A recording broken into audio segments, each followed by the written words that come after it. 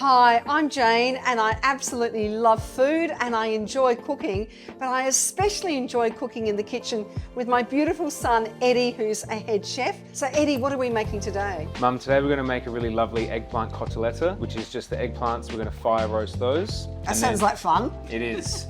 And then we're going to crumb those and fry them. And then we're going to serve that with a really fresh celery, fennel and fresh herb salad. So I'm guessing that's what that big word is, cotoletta means. Basically means crumbed. Yeah, and also what we're going to do is we're going to lace it with a little bit of this fermented garlic from the kimchi club. That's going to give the cotoletta a real sort of rich umami flavour. The important thing about the Kimchi Club is that it's another local business in the Food Secrets, which is part of Norwood, Payneham and St Peters. And they have a business on Payneham Road, I think I went to. It has the most amazing smell. It takes garlic to the next level, like it's kind of really smooth, it's beautiful. So that's going into this dish as well.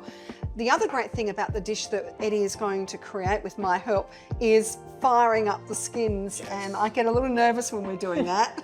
No, it's a lot of fun, and it's a good one. You can get kids involved. You can teach them things like crumbing, which you can use across an array of different recipes. And yeah, the theatrics behind roasting these is a bit of fun too. Quite spectacular. So first of all, we're just going to lightly prick our eggplants just with the heel of a knife. If you've got a skewer, or a little like a metal skewer or a sharp fork, it's just going to help release a bit of the steam. So now we've pricked those, we're going to get our stove up to high. If you've got a barbecue, you can do this on the barbecue because it does dirty your stove quite a bit because we're going to go directly on the flame. As they start to cook, they're going to release juices and stuff, so yeah, it will dirty the stove. So if you've got a barbecue, you can do this. Do it outside, and if you're a real keen charcoaler, even better, you can put them into charcoal and do them that way. Oh wow, underneath like the coals, into it, wow. Yeah. So why are we doing this? What's this going to do? So we're doing this. The skins look so beautiful. Why do you want to get rid of them? Well, it's going to give it a really delicious smoky flavour, and then it's also going to par cook them. So we're not trying to achieve cooking the eggplants, we're just cooking the coating. And so you've got this really sort of soft, almost creamy, smoky eggplant. Because they are pretty solid, like they're very, very weighty vegetable. You get a lot of value out of an eggplant. These will take a few minutes either side, and what we're going to do when they come off, we're going to put them into a bowl or a baking dish and cover it with cling film, and that steam will help continue cooking it. Okay. So while that's happening, we can get our salad stuff ready. So we've got our celery and our fennel here. So Mum, I'm just peeling the celery a little bit. It looks a bit funny, but what it does is it helps to make it that bit less stringy because we're going to shave it lengthways. So if I've got those really sort of, I guess, leathery, fibrous bits, it's going to get stuck in people's teeth really badly. They really get stuck in my teeth. Yeah. So a little bit tedious, but again, it's one of those little kitchen hacks that is just massively helpful and can take things to a different level. So Mum, we're just going to check our eggplants. I'm really glad you're using tongs. So see how it's nice and soft? That's exactly what we want. You can probably touch it. Yeah. So it'll be almost completely cooked before we crumb. So we'll flip those over, get the char going, and you'll find once we've sort of steamed them in their own heat in the tray, that skin will just come right off really easily. Skin off. So we're not wanting the skin. Correct. So we'll crack on with our salad. So I'm just going to go through the celery. I see what you're doing, and these are like little batons. I like a julienne, we call it. So we'll just grab a bowl to stick these into. Okay. We're just going to sit those on there, wrap it tightly in cling film, and you'll see all the condensation and steam will build up. And then when they're cool enough to handle, we're going to peel them. Make sure we pull that nice really and tight. So as you can see, Mum, the condensation's building up and they're going to keep cooking in there and steaming in there. And once they're cool enough to handle, we'll get them crumbed and fried. We're going to slice the fennel in a very similar way. Right. So this is going to be really good against the fattiness and richness of that eggplant. I really like to use the fronds, the top leaves. A lot of people discard them. They're actually really delicious and they're very similar to dill, I guess. And then with the stalks, you can use them in stocks, you can add them to soups and all sorts of things. So there's no need to throw it in the bin. So far we've got the celery, the fennel, the chives. With the mint, I'm just tearing it, just to keep it nice and chunky, but also I don't want to bruise it up too much. Yeah, but you've taken most of the stems off, haven't you? Yep, absolutely. You can get everything chopped half an hour before. If you want to do it any earlier, I'd probably put a wet chucks over it and leave it in the fridge, but ideally you sort of do it and then you serve it within sort of half an hour. Just because the celery and fennel is so fresh, it won't hold too well. Bit of picked dill.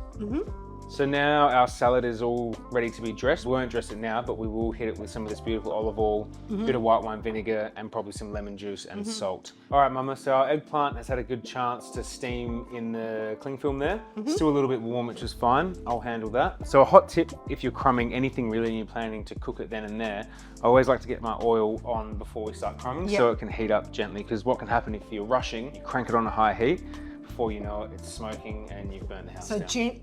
well, we don't want that to happen. What kind of oil are you using? I'm just using like a neutral oil, no flavour, so just a vegetable oil. So we've got about 250 mils of milk in there. We're going to crack 2 eggs in there, and you're just going to whisk that up ever so slightly. I like to crack my eggs individually, and then I always give them a sniff test, just in case you get a bad egg. So Mum, just with the eggplant, they are still a bit warm, so maybe this is a job for the adults. So you're just going to sort of lightly pull off that skin, and you sort of see that skin, Mum, just peel away super easily. It might look a bit ugly, but that's what we want. Sometimes ugly food is delicious. You can see there's a few little bits of the blackened stuff there. That's totally fine. Now what I'm doing is I'm just pressing it out just a little bit, and then I'm just going to baste on a little bit of that fermented garlic. Again, we don't want to go crazy because it is quite strong. So maybe 1/4 teaspoon on each one. And just lightly spread that with the back of the spoon. Just lightly spread that, and then we'll do the other side. If you didn't have that, what would you use? You could just mince up some garlic yourself. Okay, just finely chop it or just put it through the press and use that. If you had vegans, how could you adjust it for a vegan? You could make a crumbing mix with just soy milk and a bit of flour in it until it's sort of got a thick consistency, and that works really well. Okay. And also, Mum, if you wanted to make it gluten-free, you could use just gluten-free flour, gluten-free breadcrumbs. They do cook a little bit differently, but there definitely is an option there. So Mum, I'm just checking on our oil here, and I've just turned it right down because it's pretty much up to temp. If you don't have a thermometer, a good way to check is sprinkle a bit of your breadcrumbs in. And if it starts to fry as if you're frying something, it's good to go. Okay. So I've just turned it down really, really low. So do you want to go eggplant into flour and drop it into the I'm egg? being very careful because they're very delicate. So really important to get a good even coating. If there's too much flour in one spot, when you put it into the breadcrumbs, the flour will actually fall off, and then you have a big blank spot on whatever it is that you're crumbing. So into the breadcrumbs, it's always easier to pick up a good handful and drop it on top. And then you can sort of press it on there a little bit. And that'll just help make sure it all sticks. And that's exactly what we're looking for there. And that's perfect. Absolutely perfect. It's not too thick.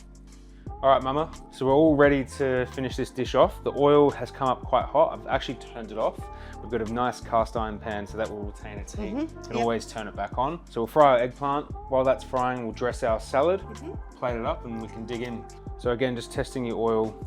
Oh, look at that go. Definitely hot enough. We'll just check how long that takes to turn brown, which will give us a good indication of how long this is going to take. These are really good little tricks that Eddie's teaching us. So that's good, it's not happening too quick. Really important that this is a parent or an adult doing this. And when you add your eggplant to the pan, add it away from you. Because if that oil gets on you, it's not going to be that nice. It's very, very hot. So you're putting it in towards you, then away. Yeah, so that's probably going to take 2 or 3 minutes each side. It's not going to take very long because our eggplant is actually already cooked. So now we can dress our salad. I like to add a bit of lemon juice and vinegar. I just like having both of them in there for this. I like to squeeze it into my hand. Okay, and you catch the seeds. Well, they sort of just land on top of it, and you that was a really good little trick. A little dash of vinegar, and then just a bit of that Rio Vista olive oil. You love that, don't you? I do. Good pinch of salt, please, Mama.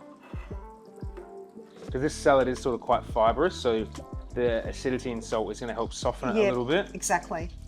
Eddie, this dish does use a lot of oil. Can it be reused? Because I hate wasting stuff.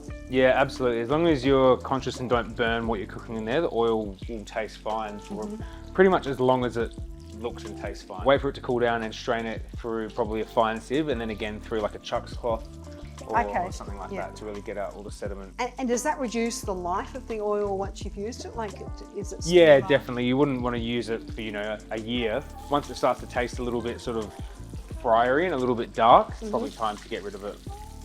Wow. So these are coming out now. Wow, don't they look beautiful? They look so lovely. I love the shape of them. So we'll let those sit for a minute or two just to let some of that oil drain out. And we're just going to hit it with a good amount of sea salt. Beautiful. Our delicious salad. Yummy. And that's going to really freshen everything up. Doesn't that look beautiful? And that's it. That's so lovely. Get a load of that. It's beautiful. The crumbing looks great. It's really crunchy. Really beautiful. We got that perfect, didn't we? We did. Now, it will be hot on the inside, so just be cautious. Oh, I can hear that crunch. Delicious.